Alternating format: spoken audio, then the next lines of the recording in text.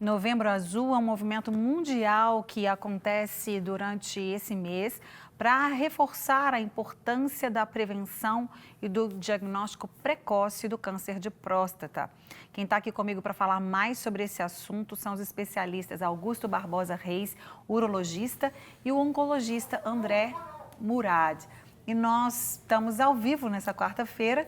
Você pode mandar a sua pergunta pelo nosso WhatsApp, 98402-9756, mandando a sua pergunta, a cidade de onde você assiste a gente também, que os meus convidados daqui a pouquinho respondem com muito carinho, não é isso, queridos? Com certeza.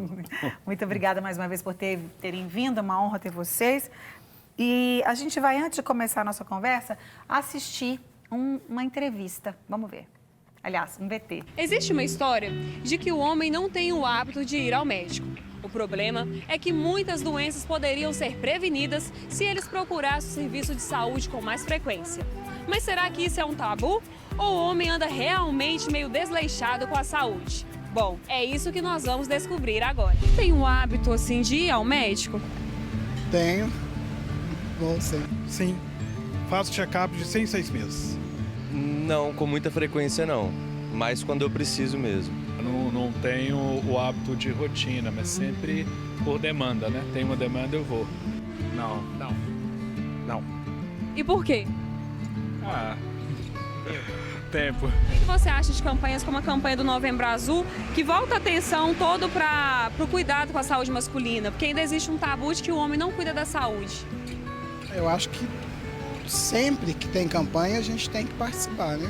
Porque a saúde é a coisa mais importante na vida do ser humano. Bom, incentivador, né? Acho que é uma forma de lembrar, mas eu acho que tem que ser um contínuo, assim, no nosso cuidado, né? Contribui, né? Porque quanto mais falar, né, acho que mais vence essa resistência, mais quebra esse preconceito, né? Que de fato é um preconceito.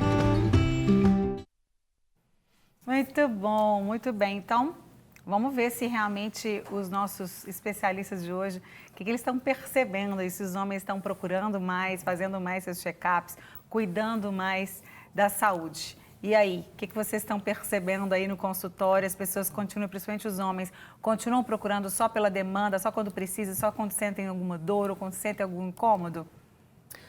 Doutor Augusto. Sim, ainda tem um fator muito cultural, né? Nossa sociedade ainda é uma sociedade muito masculinizada, né? Machista, né? Então, esse comportamento machista, ele traz consigo alguns ranços, né? Que é aquela ideia de ser um super-herói, de ser invencível, de não ter problemas. Isso afasta o homem do consultório médico. Acho que foi muito bem colocado na entrevista, assim, com a importância dessas campanhas. Então, o Ministério da Saúde, ele vem reproduzindo a campanha do Novembro Azul, em que o foco é o câncer de próstata, que é a doença que é o câncer mais comum do homem, né? Hoje, esse ano foram previstos 68 mil novos casos e 14 mil pessoas estão morrendo até o final deste ano decorrente dessa doença. É um número muito alto, né? A gente tem tanta informação e a gente vê que ainda é um número muito alto. E só para chamar a atenção da importância dessas campanhas. Então, eu, pelo menos dentro da universidade, no sistema público e no consultório, eu não tenho dúvida que se nós compararmos o cenário de hoje com o cenário de 15, 10, principalmente 20 anos atrás, mudou muito. Então, antes o homem demorava 10, 15 anos para procurar assistência médica. Hoje esse período está diminuindo para 5 anos. Então, sim, eu acho que o comportamento ele tem mudado, né? E a intenção é que essas novas gerações que estão chegando agora absorvam esse bom comportamento. Sim. E a gente sempre fala, né, que a mulher ela tem que ficar ali no pé do homem, né? A mãe, a irmã, a esposa fica lá no pé do homem. E aí, já fez? Lá em casa é assim, se eu não marcar o check-up do meu marido, ele não faz. Ele vai vivendo a vida, aquela correria de sempre, né? Ao contrário das mulheres, que muito precocemente já vão ao médico, vão ao ginecologista, tão logo entrem na puberdade, etc. O homem, ele confunde ir ao médico com fragilidade. Sim. E aí entra aquele conceito que o Augusto falou de masculinidade, ele acha que o machão não tem que procurar médico, ele não está doente, para que ele vai procurar? Sim. E isso é uma perda irreparável, porque o trabalho que a gente deve fazer, principalmente, é de prevenção. Sim. Então, a gente hoje sabe exatamente os fatores de risco que causam o câncer de próstata e a gente consegue atuar nesses fatores de risco para que o câncer não apareça. né? Ou então atuar, né, com um rastreamento eficiente para que, caso ele apareça, a gente descubra uma fase muito inicial e possa curar a grande proporção desses homens. Né? Quais seriam, então, essa prevenção? O que o homem pode fazer para prevenir, para não ter o câncer de próstata? Quando a gente está falando do câncer, existem alguns fatores que são genéticos e esses são inerentes. Né? Por enquanto, nós ainda não trabalhamos com eles, mas existem fatores comportamentais e ambientais. Então, podemos trabalhar esses dois fatores. No fator comportamental, eu vi você falando da nutricionista, é um assunto importantíssimo, ou seja, obesidade, ela está relacionada com a pior evolução do câncer de próstata. Tá? Alimentações, o estilo de vida oriental, algumas populações como no Mediterrâneo, as populações orientais, a incidência de câncer de próstata é muito menor que a ocidental. E a base da dieta deles é muito diferente da nossa, que é principalmente baseada no consumo de carne, principalmente carne vermelha. Então, esse é outro fator que parece influenciar bastante. Então, ter bons hábitos de vida, praticar atividade esportiva, ou seja, o sedentarismo, ele aumenta o risco e piora a evolução dos pacientes com câncer de próstata. Então, ter uma vida ativa, praticar esporte, ter uma boa alimentação e controlar o peso. Aí já ajuda, eu costumo dizer aqui no programa, não só para essa, mas para todas as doenças. Né? Se a gente tem uma prática de atividade física, alimentação saudável, um bom sono, né? Esse tripé aí, a gente vai se prevenir. Nós mulheres, né, que não temos a próstata, vamos prevenir de outras tantas doenças. Não seria isso, doutor André? Que esses dados, essas dicas que o Augusto deu, eles servem para vários tipos de câncer, não só também para câncer de próstata. Né? E eu só queria complementar, a questão genética também é muito importante. Hoje a gente sabe que pelo menos 15%, 14% dos cânceres de próstata, eles são causados por uma predisposição que você nasce com ela e isso é herdada através da sua ancestralidade, né? E hoje a gente consegue detectar essas alterações num exame simples. Esse exame, inclusive, está chegando já na rede pública. Eu acho que Minas Gerais saiu na frente o governador ele sancionou uma lei que obriga ao serviço público a pagar esses testes, né? Por enquanto para mama, mas a gente já está fazendo um apelo aqui para que estenda também. Isso mesmo. Por quê? Porque o governador que a gente tem que apelar? Exatamente, o governador. Governador Zema, olha para os homens, você que é homem aí, ó, né? Então vamos...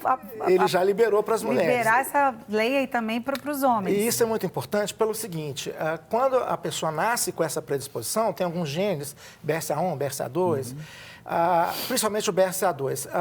O que acontece? Esse tumor aparece muito antes do padrão. Então, o padrão de câncer de próstata, né, é acima dos 55, 60, 70 anos. Nesse caso da síndrome hereditária, a pessoa quando nasce com a mutação, eu tenho um paciente de 32 anos com câncer de próstata. Então, a gente tem que começar o rastreamento muito mais precocemente, né? E rastrear a família toda, porque essa mutação pode estar presente nos irmãos, pode estar presente nos filhos, né? Então, isso é um ganho a mais que a gente tem. Com certeza. Como é que a gente suspeita disso? São vários casos de câncer na família, mama, próstata, pâncreas, ovário, e em pessoas abaixo da idade que deveria ter. Então, geralmente abaixo dos 55 anos. Então, essa é a dica para se pensar em câncer hereditário. Ficar de olho, né? Ficar mais atento.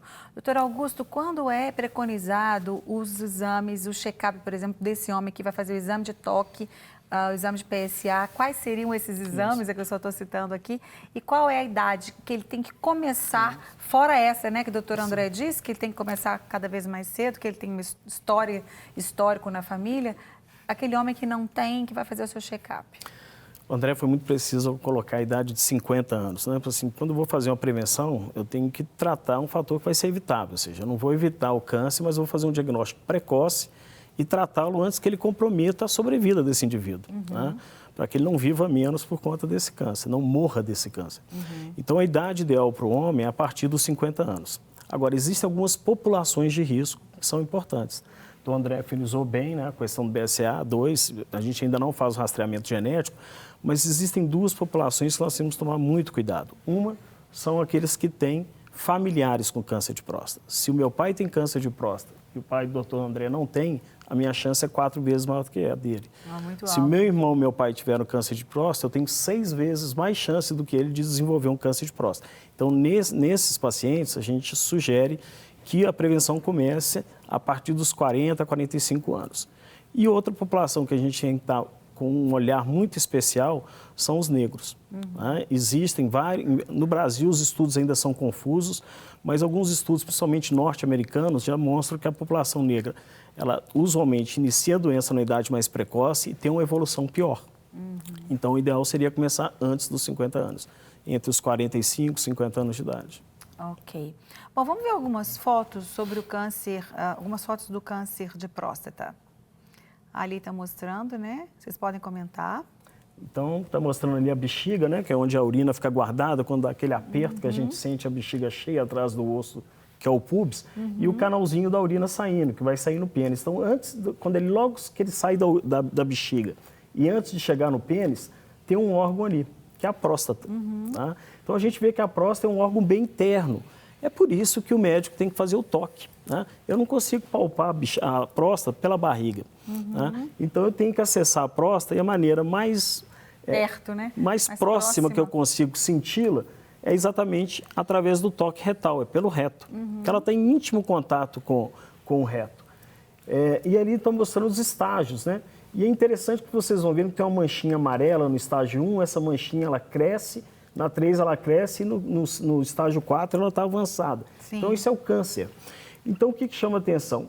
Quando que eu faço o exame de toque e detecto o câncer? No estágio 2, 3 e 4. No estágio 1... vista lateral ali, né? O estágio 1, eu vou fazer o toque retal e esse indivíduo vai ter uma próstata normal.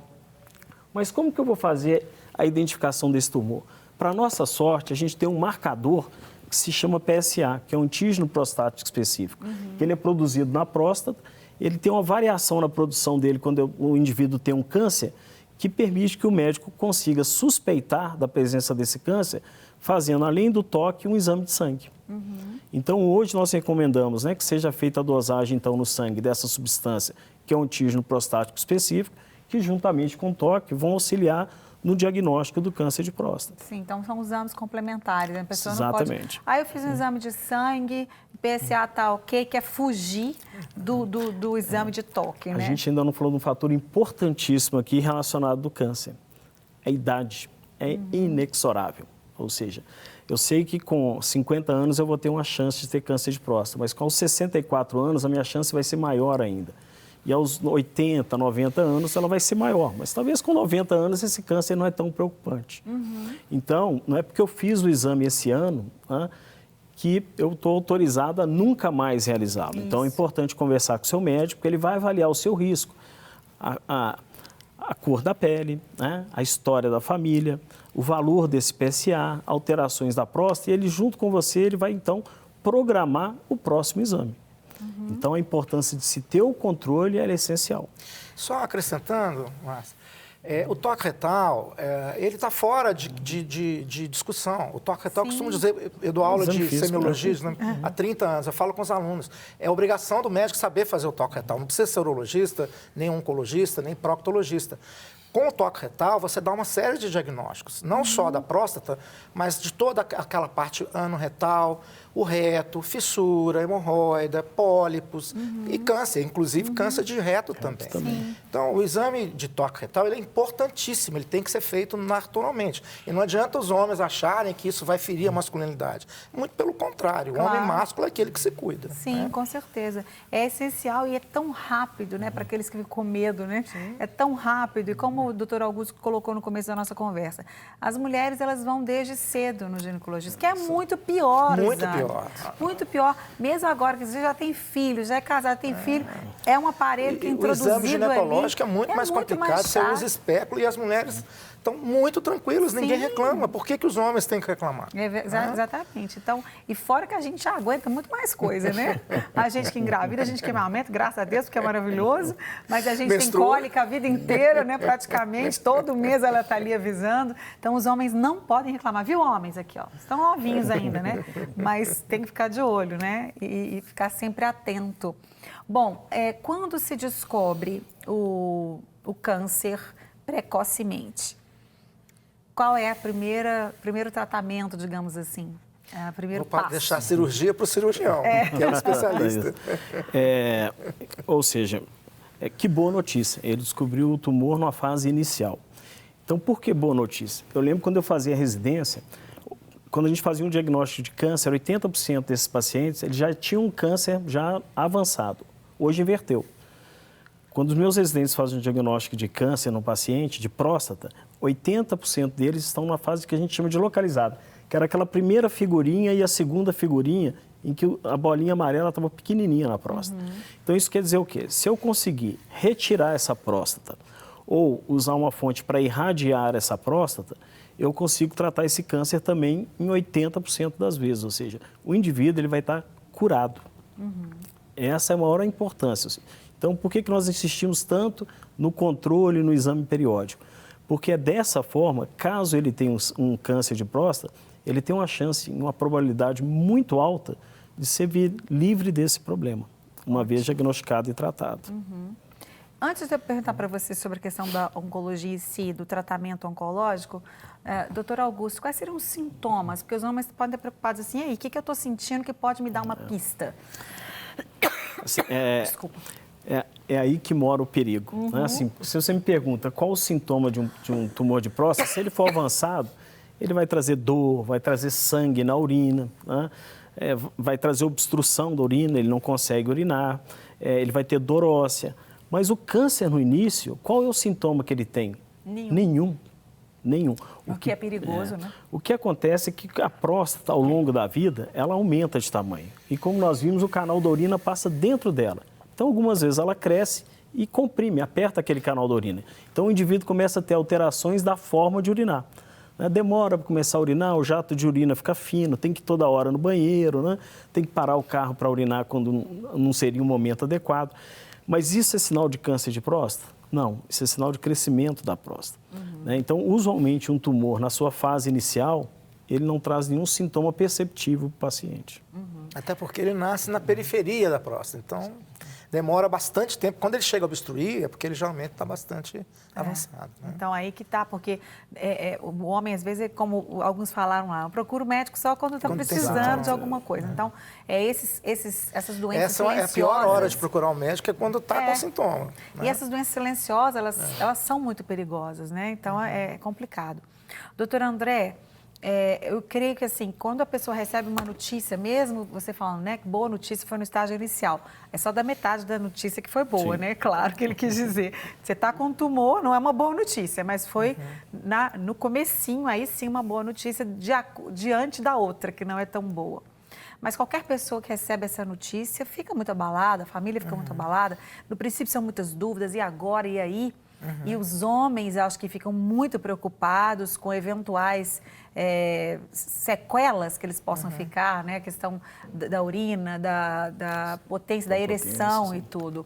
Então, também, quando o câncer é descoberto no estágio bem inicial, bem provavelmente vão ser preservadas todas as funções. Normalmente, como que vai acontecer? Então, o Augusto pode falar isso até melhor do que eu, mas a cirurgia para câncer de próstata, ela avançou dramaticamente, assim como a radioterapia também, né?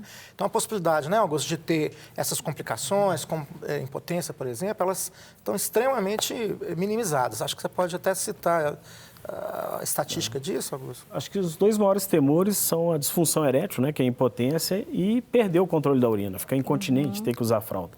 E como o André falou, curiosamente, a gente estava conversando aqui antes de começar a entrevista, a gente está falando do robô na medicina, né? E a gente vê que, por exemplo, a cirurgia robótica, uma das maiores aplicações e benefícios, tem sido na cirurgia para o tratamento de câncer de próstata. E com a melhora das técnicas cirúrgicas, cada vez mais essas complicações elas têm diminuído. Então, de maneira geral, assim, a chance de incontinência, que alguns anos atrás era em torno de 20%, hoje a gente já consegue alguns centros 15%, 10% de chance. E disfunção erétil, né, que era em torno de metade dos pacientes iam ter alguma repercussão na qualidade da ereção, hoje alguns centros, 20%, 30% dos pacientes é que vão desenvolver, ou seja, 70% dos indivíduos vão manter a sua vida sexual, né, sua ereção preservada.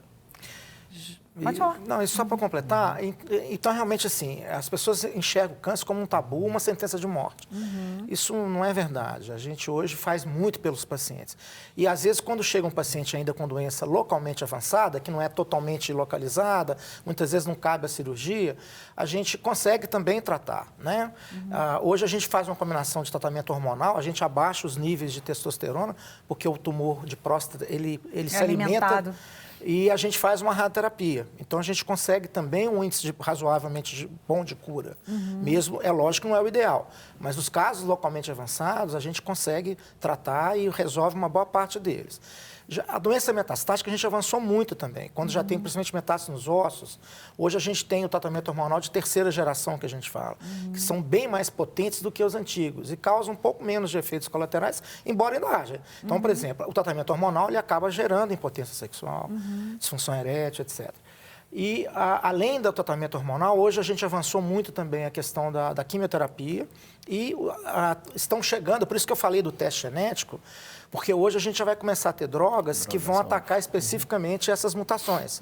A gente, inclusive, lá no hospital e na clínica, a gente tem 2 estudos com uma droga chamada olaparib, que é específica para tratar câncer de próstata com mutação. Olha só. E também a imunoterapia, que é um tratamento também muito revolucionário, em que você ensina as próprias células de defesa a combater o câncer. Que é um tratamento bem menos tóxico do que o tradicional. Verdade.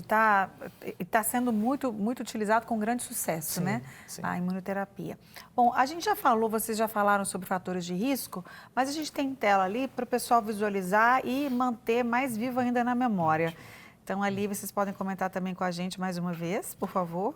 Então, o que é importante, assim, a gente vê que o pico de incidência de próstata é aos 65 anos. Mas se o indivíduo tem um câncer de próstata, o que a gente fala? Ele pode ter comprometido os 10 anos finais de vida dele. Sim. Então, se ele começa a fazer a prevenção aos 55, aquele câncer ele não vai passar desapercebido e vai ser tratado. Então, hoje, a gente sabe que no Brasil, a estimativa de vida do homem é em torno de 72 anos. Tá?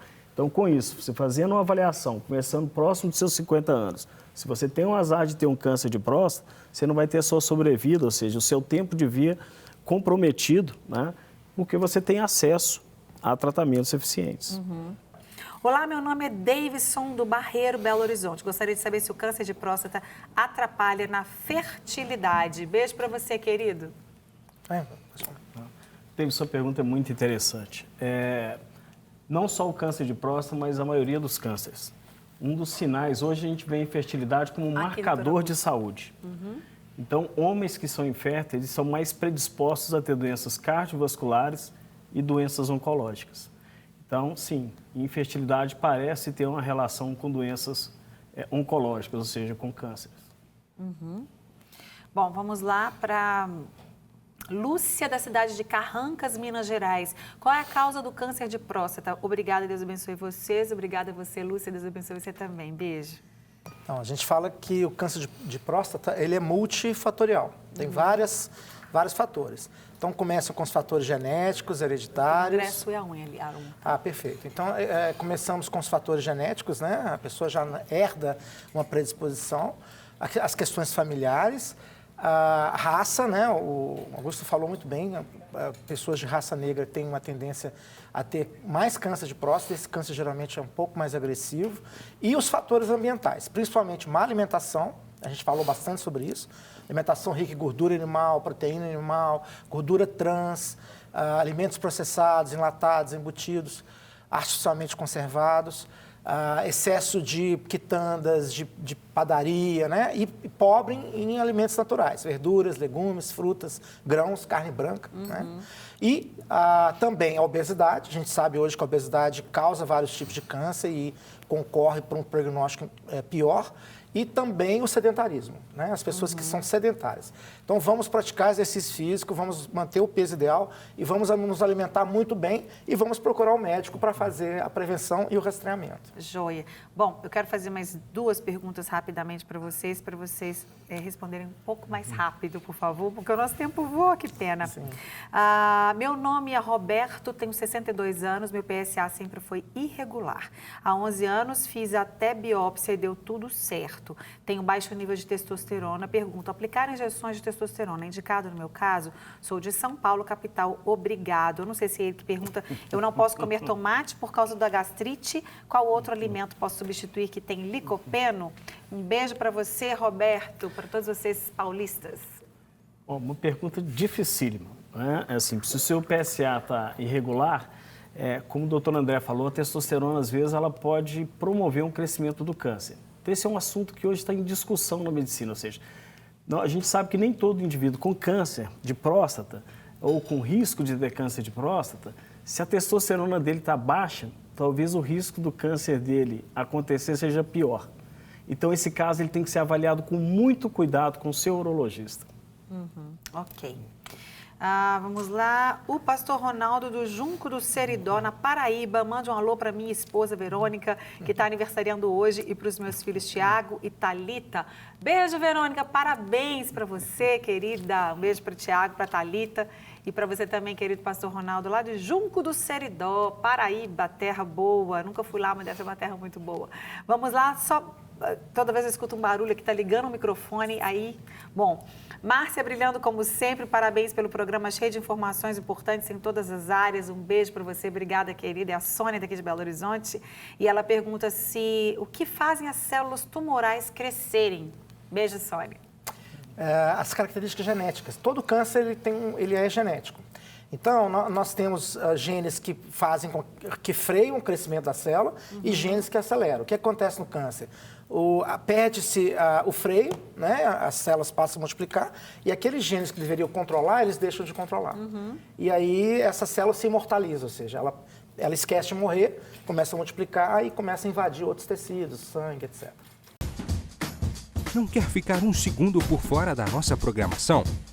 Agora você pode nos acompanhar através das plataformas digitais.